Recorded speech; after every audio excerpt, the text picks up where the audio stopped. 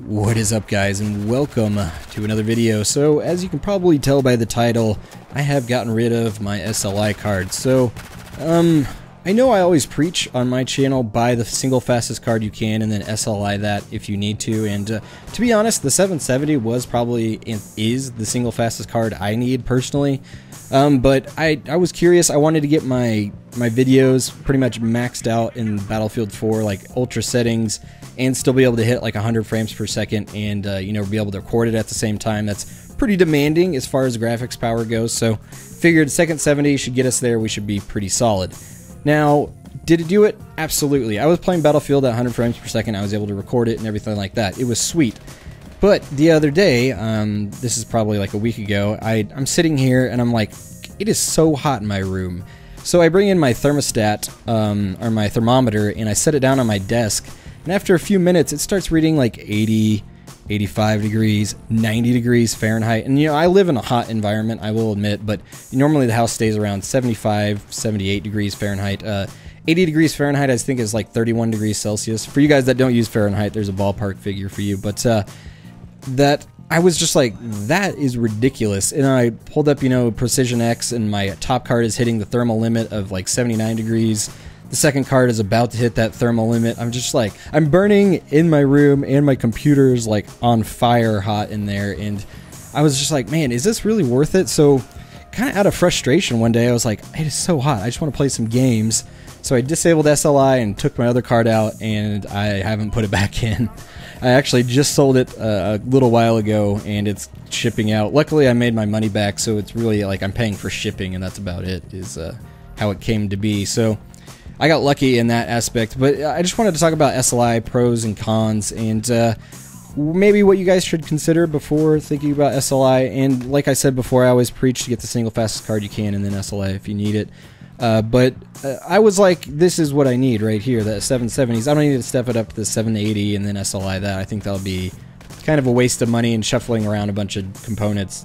It gets kind of old after a while. So I figured I'll go with the two 770s. I was able to play my games maxed out. It was really nice. But again, like I mentioned in another video a while back, it's kind of frustrating when you pull up a game that isn't optimized for SLI. Something like DayZ, which could really use the power, and you're not able to touch that second card really at all.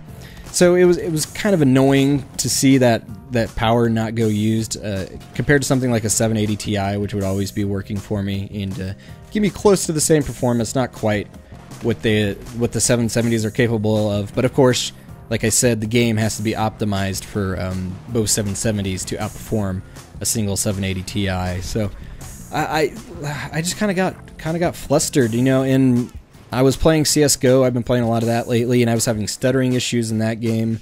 Oddly enough, not in Battlefield 4. I wasn't having any stuttering issues in Battlefield 4, which seems to be a lot of people's problems. But in Counter-Strike, I was having to disable SLI just to play. And it just got to the point where I was like, I would rather just turn down my settings, like play Battlefield on a combination of like medium and, you know, no anti-aliasing and stuff like that to get my 100 frames per second, rather than dealing with the heat output and the configuring of settings and the stuttering that I'm getting in some games. I was just at that point, you know, after a month of using them and being like, man, this is really cool.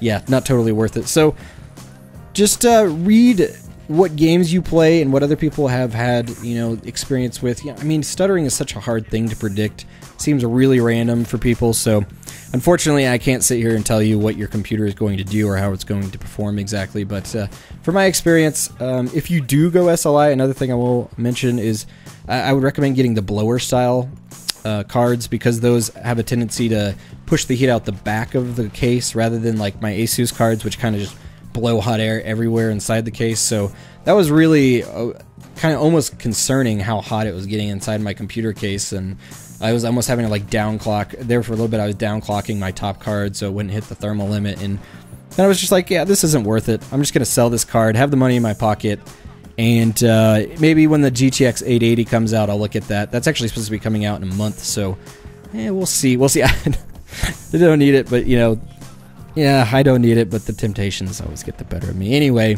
we'll see what happens with that card. So I think I sold my 770 just in time to actually get my money back. Probably in a month or so, it won't be worth as much. So anyways, guys, thank you so much for checking out this video. Let me know if you guys run SLI out there and if you've had any similar problems or anything like that. So thank you guys so much for checking out this video, and I'll talk to you later.